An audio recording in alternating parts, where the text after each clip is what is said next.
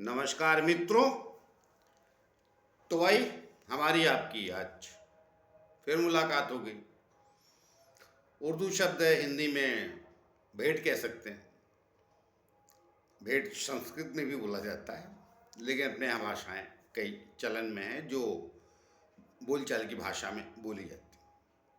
और मैं ये बात हर वीडियो में कहता हूँ और आगे भी कहता रहूँगा, क्योंकि मुझे सत्य पता है। जब तक परमात्मा की, परमेश्वर की मर्जी है, इच्छा है, हमारा आपका सिलसिला चलता ही रहेगा। तो आइए आज बात करूंगा मैं अस्त ग्रहों की। अस्त ग्रह के विषय में तरह तरह की भ्रांतियां हैं और होना भी अनिवार्य है। उनको समझना इतना आसान नहीं। अस्त ग्रहों को ये कब राजयोग देंगे, कब राजयोग भंग करेंगे, या सामान्य परिस्थिति से आपको जिलाएंगे, तीनों काम करते हैं। तो अस्त ग्रह जो होते हैं, और ज़्यादातर कुंडलियों में कहीं ना कहीं कोई ना कोई ग्रह अस्त हो जाता है। विशेषकर बुध अक्सर अस्त पाया जाता है। उसके ही इर्द गिर्द शुक्र भी रहता है, तो वो भी पाया जाता है, मगर बुध की अपेक्षा कम अस्त पाया जाता है। सूर्य के नज़दीक रहते हैं ना, लेकिन और भी कई ग्रह अस्त पाए जाते हैं। मतलब बाकी भी ग्रह, शनि, शुक्र, बुध, गुरु, मंगल, सभी अस्त पाए जाते हैं। अमावस्या को, चंद्रमा को भी अस्त ही बोलते हैं, क्योंकि वो दिखता नहीं उस दिन। तो क्या जिन ग्रहों को सूर्य अस्त कर देता है वो वाकई निस्तेज हो जाते हैं, शक्ति क्षीण हो जाते हैं? हाँ, हो जाते हैं। सत्य से मुकरना नहीं चाहिए,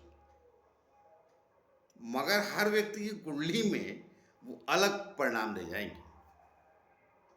कोई आवश्यक नहीं है कि वो अस्त हुआ है ग्रह तो वो आपको नुकसान ही देगा। अस्त हुआ ग्रह भी कई बार बहुत फायदा देता है। उसी पे हम आज चर्चा करेंगे, आगे अपनी बात बढ़ाएंगे। तो मैं आगे चलूँ उसके पहले एक छोटी सी प्रार्थना और भी करते हैं हम, कि भाई जिन लोग हमारे चैनल सब्सक्राइब नहीं किया है कृपया कर लीजिए। आप लोग सब्सक्राइब करते हैं चैनल तो उससे हमें बल और शक्ति मिलती है, जो आप लोगों के द्वारा ही आती है। ये लाइन भी मैं सेम ही रखता हूँ, और वो बदलाव की आवश्यकता भी नहीं। जब साधारण तरीके से सहायता ही मांग रहा हूँ तो उसमें एक भाषा है हिल्ला हवाली करके क्या फायदा, मतलब स्पष्ट मांगे। तो जब आप लोग चैनल सब्सक्राइब करते हैं तो अच्छे लगते हैं। तो आइए बात करते हैं अस्त ग्रह की। देखिए, ऊपर मैंने आज सिर्फ लिखा भी कुछ नहीं है सिवाय अस्त ग्रह के, और लग्न लिखा है। और ये मैं किसी लग्न के, किसी राशि के बारे में नहीं बता रहा हूँ, सभी लग्न सभी राशियों के विषय में बता रहा हूँ। अब वहाँ क्या होगा, एक बात तो निश्चित है अस्त ग्रह की। वो बात ये निश्चित है कि सूर्य के सिवा कोई ग्रह किसी को अस्त करता नहीं। जो भी अस्त होगा ग्रह वो सूर्य के द्वारा ही होगा, ये तो निश्चित है। ये विधा, इसके ना आगे ना पीछे को विधा है। ये निश्चित है कि किसी भी प्लेनेट को जब भी, या कोई भी प्लेनेट यूं कह लूँ, या कोई भी प्लेनेट जब अस्त होगा तो उसमें सूर्य की भूमिका अवश्य होगी। तो मैं कोशिश करता हूँ आपको सरलता से समझाने की, ताकि आपको अपनी कुंडली देखते वक्त उसमें कौन सा ग्रह कहाँ पे अस्त हुआ है तो वो कहाँ पे लाभ दे जाएगा, और कहाँ अस्त हुआ है तो वहाँ हानि दे जाएगा। देखिए, एक सिंपल सी बात बताता हूँ सरल भाषा में। अच्छे स्थान कौन कौन पकड़े जाते हैं? पहले लग्न है, और ये 4 केंद्र, और ये 2 त्रिकोण, 5 और 9, 2 और 11, ये अच्छे स्थान। तो इनका जब स्वामी, इन स्थानों का स्वामी, 4 केंद्रों का, 2 त्रिकोण का, धन स्थान और लाभ स्थान, कुछ बातें मैं एकदम क्या बोलते हैं उसको, बेसिक बताता चलता हूँ, उसको आप समझ लीजिए। उसके बाद उनका मैं थोड़ा विस्तार दूंगा तो आपको और डिटेल में समझ में आएगी मेरी बात। तो ये 8 स्थान तो आपके अच्छे हैं, अर्थात आपको कुछ ना कुछ देना चाहते हैं। तो इनका जब स्वामी सूर्य से अस्त होता है तो ये नुकसानदेह है। पहले ये समझ लीजिए, मैं ये नहीं कह रहा हूँ सब जगह नुकसानदेह, मैं आगे विस्तार से बात करूंगा। एक लाइन में ज्योतिष न समझा जाता है, न कहा जाता है, और न घटित होता है, और किसी भी कुंडली में नहीं होता है। मैंने कहा ना, हर लग्न की अलग विधा है और हर व्यक्ति की कुंडली की अलग विधा और कहानी अलग है। मगर वीडियो इसलिए बनाया जाता है कि जो बातें कह रहे हैं वो किसी न किसी की कुंडली में तो टैली करते, इतने लोग देखते हैं, या नहीं करती है तो कुछ करती, और ज्ञानवर्धन होता है जो लोग वीडियो देखते हैं। इसीलिए मैं कभी भी दाएं बाएं आपको हतोत्साहित करने के लिए या बहुत उत्साहित करने के लिए, देखिए भाई, साहस बुरी चीज नहीं होती, दुस्साहस बुरी चीज होती।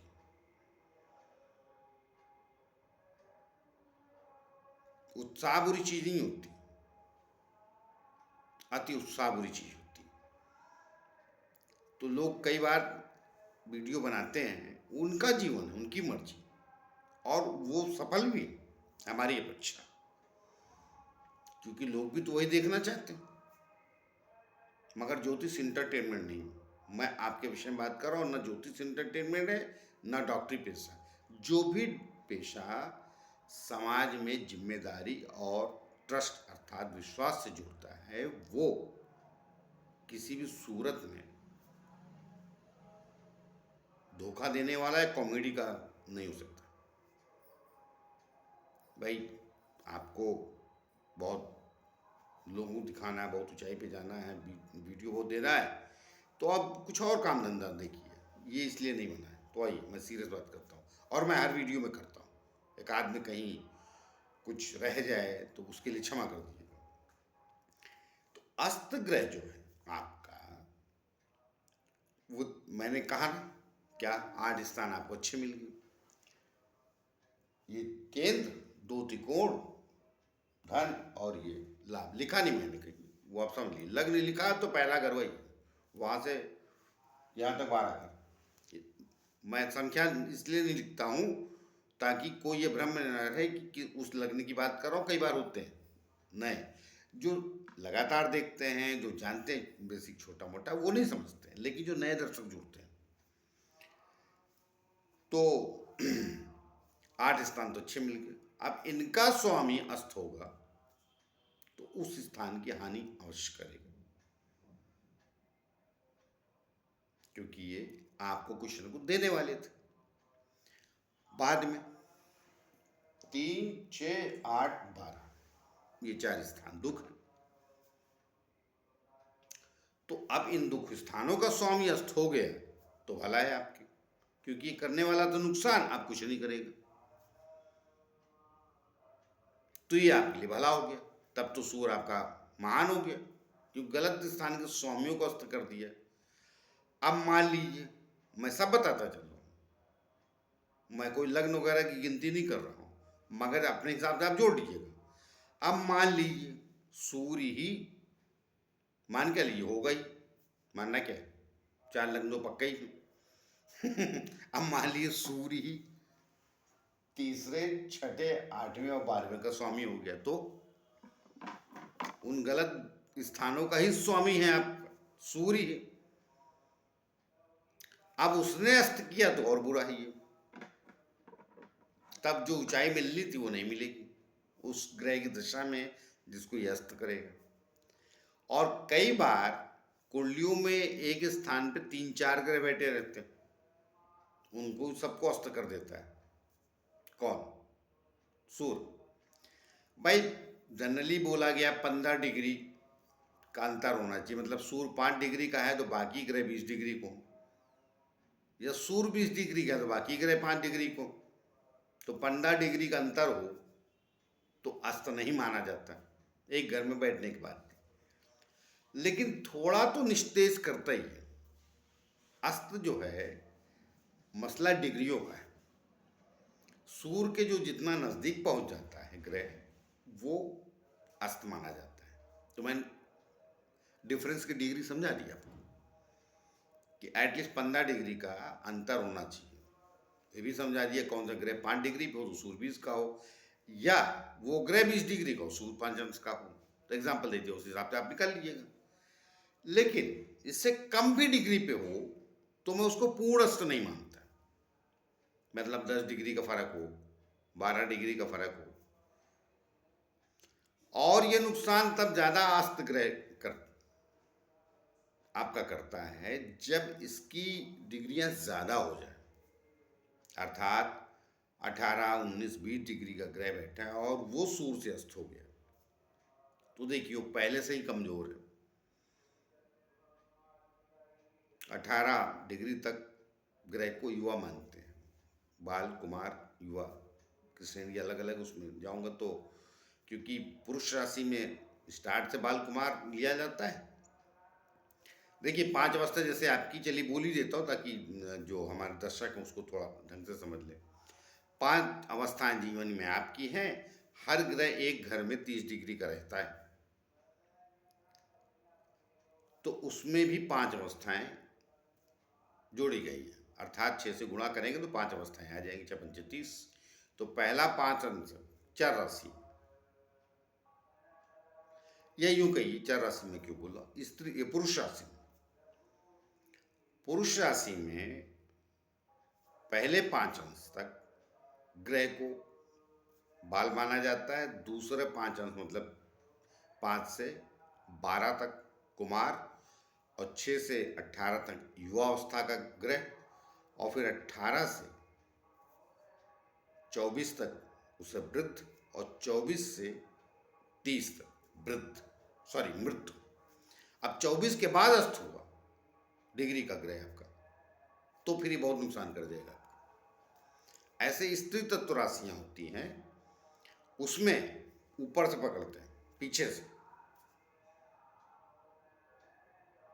जैसे यहां मैंने नीचे से बाल कुमार की अवस्था बताई, वैसे वहां से भी पकड़ते हैं, अर्थात 30 से 24 अंश तक बाल, 24 से 18 अंश तक कुमार, और 18 से 12 अंश तक युवा, और 12 अंश से 6 अंश तक वृद्ध, और 6 के बाद 1 अंश तक मृत्यु, 0 अंश तक पकड़ लीजिए। उल्टा इधर से तो स्त्री पुरुष राशियां कौन है, देखिए अब उसमें भी जाऊंगा तो विषय हो जाएगा, लेकिन चलिए बता ही देता हूं। देखिए एक राशि छोड़ के पहली पुरुष है, दूसरी स्त्री, अर्थात मेष राशि से शुरू करेंगे तो पुरुष तत्व है, और वृषभ आएगा तो स्त्री तत्व हो जाएगा, फिर मिथुन आएगा तो पुरुष तत्व, कर्क आएगा तो स्त्री तत्व, ऐसे लगा लिए मीन तक। तो अंतिम राशि मीन है तो स्त्री तत्व, उसको पुरुष तत्व स्त्री तत्व समझ लीजिए। तो ग्रहों को जो अस्त करने का विषय है वो बड़ा गहरा है, इतना आसान नहीं है अस्त को समझना, कई कारण लगते हैं। अब ये कारण जो अच्छा एस्ट्रोलॉजर होगा, अर्थात अच्छा ज्ञान रखेगा, वही बता पाएगा इनके सत्य को।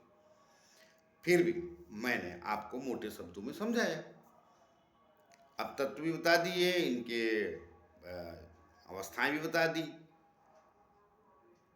माफ कीजिएगा, अवस्थाएं तो बताने ही थी इनको, और ये स्त्री तत्व पुरुष तत्व भी बताना था, तभी तो इसका पूरा सार समझ आएगा। मैंने स्थान भी बता दिए कि कहाँ ये अच्छे स्थानों को अस्त करेगा तो नुकसान देगा, बुरे स्थानों को अस्त करेगा। लेकिन अब बात आती मध्यवस्था की, तो ये राजयोग भी देता है कौन, सूर्य। उसमें आपको ये देखना, उसमें अगले वीडियो में आ जाऊंगा कभी किसी में, वरना इसमें तो बहुत वीडियो लंबा हो जाएगा।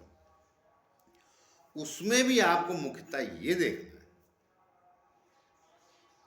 कि सूर्य ने किसी ग्रह को अस्त किया। अब चलिए एक उदाहरण दे देता हूं, दो, उसके अनुसार आप अपना अंदाजा लगा लीजिएगा। बाकी मैं सारे घरों पे फिर आ जाऊंगा हर लग्न में। हर लग्न का जो विषय है वो अस्त का अलग हो जाएगा। दो लग्नों को उदाहरण में बता के, क्योंकि एकदम विरोधाभास बातें हैं, इसलिए मैं दो लग्नों का बात बता के देखता हूँ आगे समय रहेगा, क्योंकि वीडियो लंबाई पाता है तो थोड़ा सा कुछ।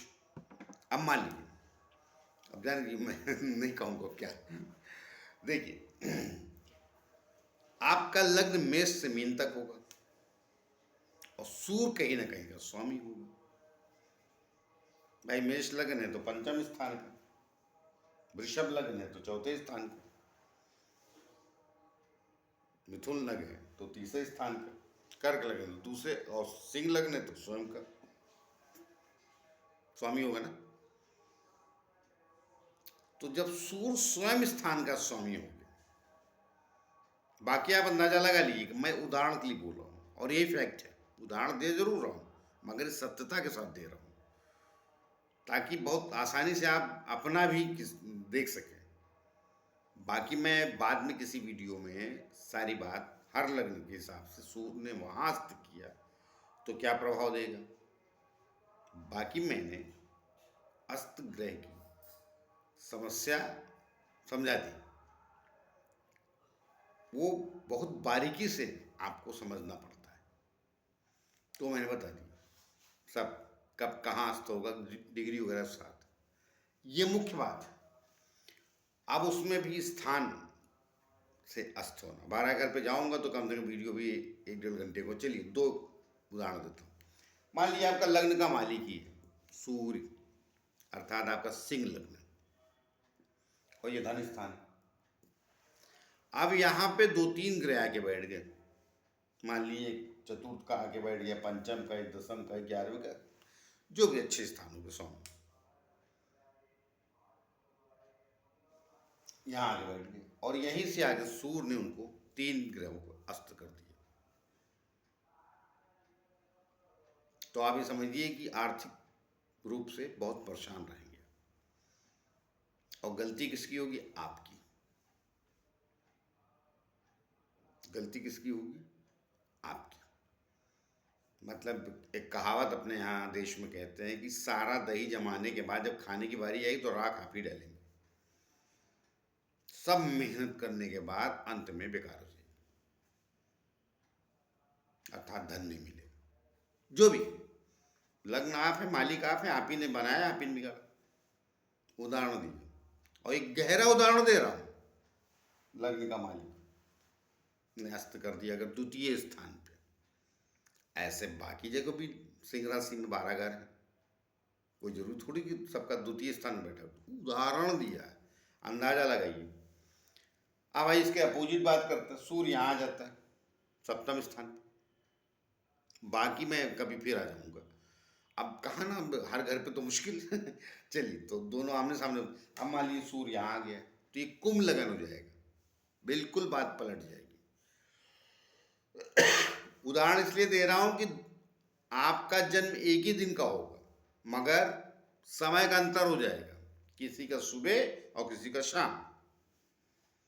तो सुबह शाम के लग्न में, अर्थात आपका जन्म हुआ है सुबह के 6 से 8 के बीच में, अलग अलग अक्षांश होता है तो 8 तक मान के चलिए सूर्य लग्न में रहता है। अब गर्मी सर्दी का भी प्रभाव पड़ता है, और शाम को सूर्य सप्तम में आ जाता है। तो वही जब सूर्य आपका लग्न में होगा, लग्न का मालिक होकर यहाँ आ गया, तो ये समझिए थोड़ा, हाँ सुबह का जन्म होगा, लग्न में आएगा तो 6 से 8, 4-5 का समय होगा सुबह को, और यह लग्न में अस्त करे तो पड़ा। तो टाइमिंग देख लीजिए, उदाहरण दिया मैंने। अब ये शाम, इधर शाम के आसपास का समय हो जाएगा, पूरा शाम नहीं, सही 4:30-5 के आसपास का, नहीं शाम का भी हो सकता है। अब इसलिए मैं उसमें कंफ्यूज हूँ कि ये धरती का हर हिस्सा, अभी भाई मुंबई में सूरज गर्मी में 7 बजे डूबता है, लेकिन अभी भी उत्तर भारत में ये 5:30-6 तक अस्त हो जाता है, 1.5 घंटे का फर्क हो जाता है। तो उस हिसाब से अंदाजा लगा, वो टाइमिंग नहीं बता रहा हूँ मैं। तो ये यहाँ से लग्न का मालिक होकर दूसरे स्थान पे अस्त करेगा तो आपको बहुत कष्ट दी जाएगा। 3-4 ग्रह अगर यहाँ बैठ गए तो, उदाहरण दे रहा हूँ। फिर ये सप्तम का मान लीजिए कुंभ लगन हो तो सप्तम का स्वामी हो जाएगा शुभ। अब मान लीजिए जो ही ग्रह यहाँ बैठे तो वही पलट के आ जाएंगे, जब कुंभ लग्न में यहीं आएंगे अष्टम में। जब ग्रह अष्टम में चले गए तो यहाँ से सप्तम के स्वामी ने जाके अष्टम में अस्त किया तो ये भला हो जाएगा। ये ग्रह धन स्थान पे दिखते हुए भी आपको धन नहीं मिलेगा, और ये ग्रह अष्टम स्थान में दिखते हुए वो नुकसान नहीं करें, बल्कि एक समय के बाद कुछ न कुछ दे जाएंगे। क्योंकि सप्तम से यहाँ के अस्त किया इसने अष्टम स्थान में, गलत जगह पे। अच्छा, और ये धन स्थान पे तो वहाँ क्या होगा, वहाँ लग्न का मालिक बना, अपने लग्न से आप कहीं न कहीं नुकसान करेंगे अपने व्यक्तित्व से, क्रोधी हो जाएंगे, या आपको सेंस नहीं होगा व्यापार का, जो भी हो। एनीवे, यहाँ सप्तमेश हो के अस्त करेगा, ये सिंह लगन, और जब सप्तम में आए तो ये कुंभ लगन हो जाएगा। तो यहाँ आके जब ये अस्त करेगा अष्टम में तो ये नुकसानदेह नहीं होगा। गलत जगह पे जाकर अस्त कर दिया ना, तो जहाँ का उसको नुकसान होना उन ग्रहों का, कोई धन का स्वामी होगा, सुख का होगा, कोई आय का होगा, कोई कर्म का होगा, जो भी हो, कहाँ कभी अच्छे स्थान स्वामी को जाकर अस्त कर दिया वहाँ, तो वो अच्छे स्थान के स्वामी गलत स्थान पे चले गए तो वो नुकसान पहुंचाने वाले। इसने अस्त कर दिया, ताकत ही नहीं बची।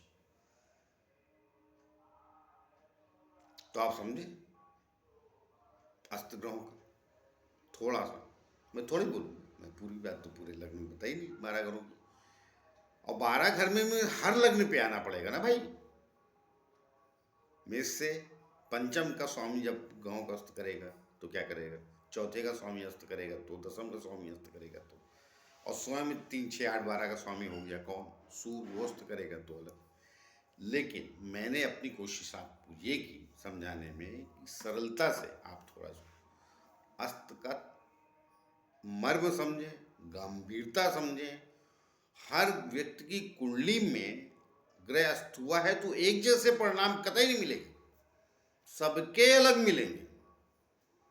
और 12 घरों में कहीं भी अस्त हो सकते हैं कुछ ग्रह, नहीं हुए हैं तो कोई बात नहीं, मगर मैं देखा नहीं 90% कुंडली में कोई ना कोई ग्रह तो अस्त पाया ही जाता है सूर्य से। तो अस्त ग्रहों को जब अपनी कुंडली में देखें तो बहुत गंभीरता से देखें, वो राजयोग दे रहा है या राजयोग भंग कर रहा है या समान स्थिति रख रहा है। तो अपनी समझ से मैंने इस वीडियो में कोशिश की कि आपको सरलता से इसको समझाऊं। बाकी तो फिर हर लग्न में बताऊंगा तो फिर वो विशेष रूप से क्लियर हो जाएगा। लेकिन मैंने आपको उदाहरण दिया 2, तो अपनी भी आपका सूर्य से ग्रह कहाँ स्थित है उसके हिसाब से अपना देखिए आप, और पहचानने की कोशिश की। मैंने बेसिक आपको समझा दिया अस्त का। तो आइए मिलते किसी और नए विषय को लेकर, तब तक के लिए आज्ञा दीजिए। जाते जाते फिर से प्रार्थना है कि भाई जिन्होंने हमारा चैनल सब्सक्राइब नहीं किया कृपया कर लीजिए, उससे हमें बल और शक्ति मिलती, मैं पहले भी कह चुका हूँ। आइए, नमस्कार।